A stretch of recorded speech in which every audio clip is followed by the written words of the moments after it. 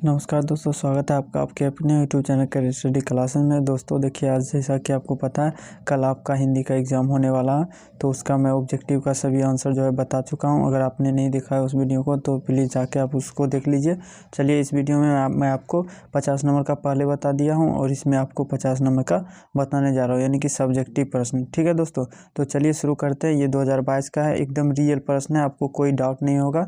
तो इससे भी पहले मैं वीडियो बनाया था, वहाँ भी जाके देख लीजिएगा, बिल्कुल रियल था।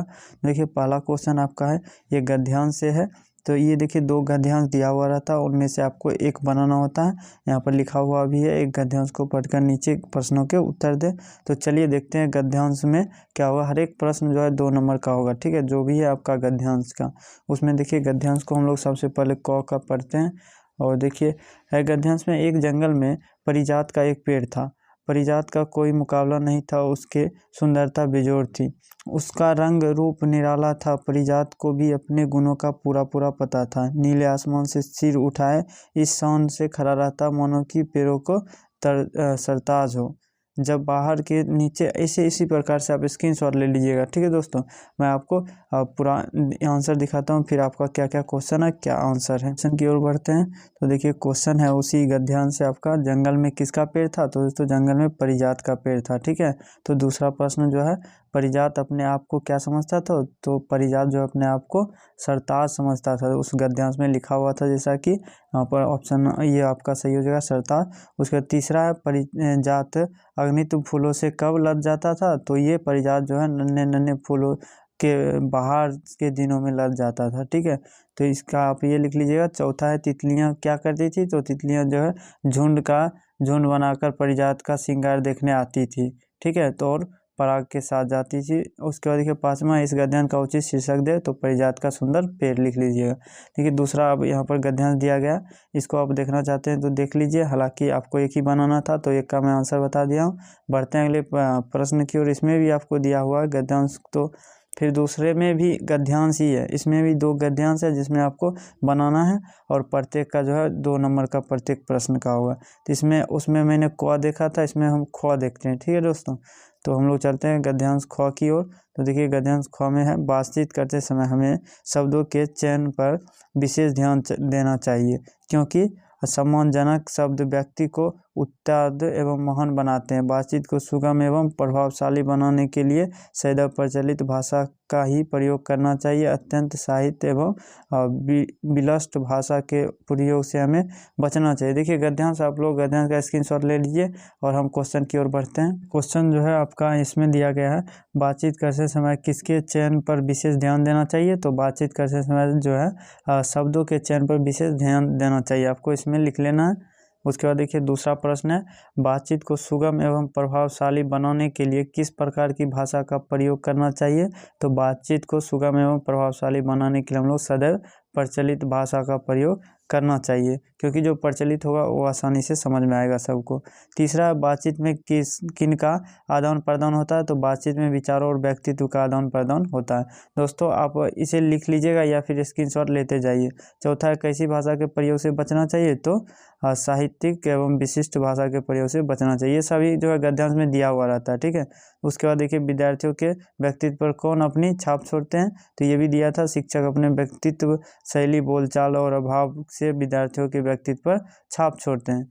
तो चलिए अब अगली प्रश्न की ओर बढ़ते हैं। दोस्तों ये सारे आपने देख ही लिया, और दोस्तों आपका क्या है, देख लीजिए। आपका जो अगला ये है, इसमें से दिया हुआ निबंध लिखने के लिए कौन कौन से पे आया है, तो आप देख लीजिए। पहला दिया गया आपका 200 से 250 शब्द में लिख दीजिएगा। ठीक है, देखिए तो देख लेते हैं पहले कौन कौन सा दिया गया है।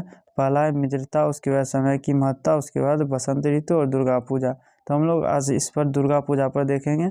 ठीक है दोस्तों, उसके बाद चलिए ये देखिए, परीक्षा के बाद सहपाठियों के साथ प्रयत्न अनुमति के रुपयों के लिए बड़े भाई को एक पत्र लिखे। तो दोनों एक साथ ही देखते हैं, ये 5 नंबर के लिए। तो चलिए इसका आंसर देखते हैं। तो दुर्गा पूजा है दोस्तों, तो इसका आप लोग स्क्रीनशॉट ले लीजिए। दुर्गा पूजा पर जो है निबंध बहुत अच्छे से लिखा गया है, तो इसका स्क्रीनशॉट ले लीजिए और लिख लीजिएगा आप लोग। देखिए, हिंदुओं के सभी त्योहारों में दुर्गा पूजा का एक विशेष महत्व है, जिसमें शक्ति स्वरूप माँ दुर्गा की उपासना और आराधना पूजा होती है। इसका महत्व जैसे है लिख लीजिए, या फिर आप स्क्रीनशॉट ले लीजिए। ठीक है दोस्तों, हम आगे बढ़ते हैं।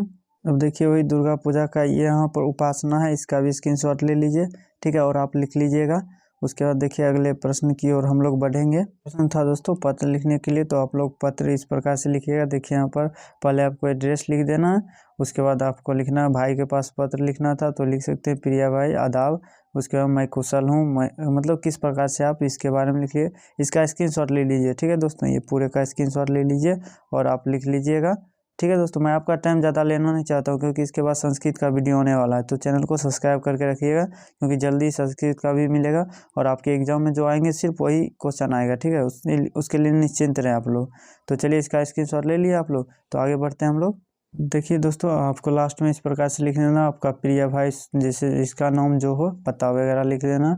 उसके बाद अगला प्रश्न की ओर बढ़ते हैं दोस्तों। तो अगला प्रश्न आपका क्या हो जाएगा, चलिए देखिए आपका है, इसमें ये भी 2 नंबर का है, ठीक है, प्रत्येक प्रश्न 2 नंबर का है। यहाँ पर 5 प्रश्न का उत्तर देना है आपको, 10 दिया हुआ है। तो इसमें जो आपका जैसे क ख ग करके दिया हुआ है, ठीक है दोस्तों, आप लोग इसका स्क्रीनशॉट ले लिए और चलिए हम लोग इसका आंसर भी देखेंगे। तो ये आप लोग पढ़ते जाइए, बुच्ची दाई को सबसे ज़्यादा किसकी याद आती थी, ऐसा ये सारे जो है किताब से लिया गया क्वेश्चन है, ठीक है। कवि मंजन ने सच्चे प्रेम की क्या कसौटी बताई है, संस्कार गीत किसे कहते हैं, समुद्रगुप्त कौन थे, वे किस विद्या को बजाने की में प्रवीण थे, ठीक है, मगध के किस लोक नृत्य का चलन था, मधुबनी चित्रकला के कितने रूप प्रचलित थे। तो इसका चलिए इन सब का हम लोग आंसर देखते हैं, ठीक है। तो आंसर की ओर बढ़ते हैं, पहले ये देख लेते हैं, ठीक है। छठा क्वेश्चन ये 5 नंबर का है, इसमें भी आपको क्या कह रहा है, देखिए यहाँ पर 2 क्वेश्चन दिया हुआ है, इनमें से आपको सिर्फ एक बनाना है, लिखा हुआ भी है इसमें। देखिए 4 मन पाट जूट का पैसा क्या हुआ, ये सब क्वेश्चन जो है। अब इसका आंसर की ओर हम लोग बढ़ते हैं। देखिए आपका आंसर दोस्तों है निम्नलिखित प्रश्नों में 5 प्रश्नों के उत्तर दे, ये जो आपको दिया गया था वही सब प्रश्न का है आंसर। तो यहाँ पर आप लोग स्क्रीनशॉट लेते जाइए और उसमें से 5 क्वेश्चन का मैं आंसर बता रहा हूँ, तो इसका स्क्रीनशॉट ले लिए दोस्तों, वीडियो को पॉज करके स्क्रीनशॉट ले लीजिए। चलिए अगले क्वेश्चन की ओर बढ़ते हैं। चलिए दोस्तों दूसरा क्वेश्चन आपका है, रवि की सवारी निकलने के पश्चात प्रकृति उसका स्वागत किस प्रकार से करती है। तो इसका भी आप लोग स्क्रीनशॉट ले लीजिए और लिख लीजिएगा आप लोग दोस्तों। समय बहुत कम है आपके पास क्योंकि पता कल एग्जाम होने वाला है, तो आपको याद भी करना है। तो चलिए अगले क्वेश्चन की ओर बढ़ते हैं। तो चलिए अगला क्वेश्चन है दोस्तों तीसरा, मधुबनी चित्रकला के कितने रूप हैं। तो देखिए 3 रूप है, तो आपको लिख देना 3 प्रमुख रूप हैं, तो आपको ये सारे लिख देना है, ठीक है। तो अगला क्वेश्चन की ओर बढ़ते हैं, मगध में किस लोक नृत्य का प्रचलन था, एक संक्षिप्त परिचय दे। तो इसका स्क्रीनशॉट ले लीजिए दोस्तों, ठीक है। आगे बढ़ते हैं, देखते हैं दोस्तों अगला प्रश्न है, समुद्रगुप्त कौन था। तो दोस्तों आप देख सकते हैं यहाँ पर इसका आप लोग स्क्रीनशॉट इसका भी ले लीजिए, वीडियो को पॉज करिए यानी रोकिए और स्क्रीनशॉट लीजिए। तो अगला प्रश्न की ओर हम लोग बढ़ेंगे। देखिए इसमें क्या था कि वे किस वाक्य को बजाने में प्रवीण थे, तो ये सारे जो डिटेल्स लिखा गया है दोस्तों। अब बढ़ते हैं वो जो आपका 5 नंबर का था उसकी ओर, जिनमें था ना कि नहीं एक प्रश्न का उत्तर दे। तो इसमें क्या था, मेरी परेशानियां और मेरे दुख की ईश्वर का आधार क्यों हो स्पष्ट करें, ठीक है। तो इसमें आपको स्क्रीनशॉट इसका ले लेना। देखिए मेरा ईश्वर काव्य पाठ से उपयुक्त पंक्ति ली गई है, इस कविता के माध्यम से चर्चित कवि हैं जो ये कहना चाहते हैं मानव जीवन में परेशानियां एवं दुख के मूल का खोज रहा है, वह इसके लिए ईश्वर को क्यों आधार माना जाए, इस प्रकार की धारणा को प्रकट करता है। उसके बाद देखिए इसका भी स्क्रीनशॉट ले लीजिए, उसी का है बचा हुआ, आम आदमी चेतना शून्य होता है उसे आत्मज्ञान, इस प्रकार से आप स्क्रीनशॉट लेकर लिख लीजिए, ठीक है दोस्तों, क्योंकि टाइम मैं ज़्यादा आपका लूँगा नहीं। वह ईश्वर की सत्ता को चुनौती देता है, वह ईश्वर को इन बातों के लिए मूल कारण नहीं मानता है। ईश्वर पर सब कुछ छोड़कर भाग्य भरोसे बैठकर रहने से जीवन के दुख और परेशानियों का अंत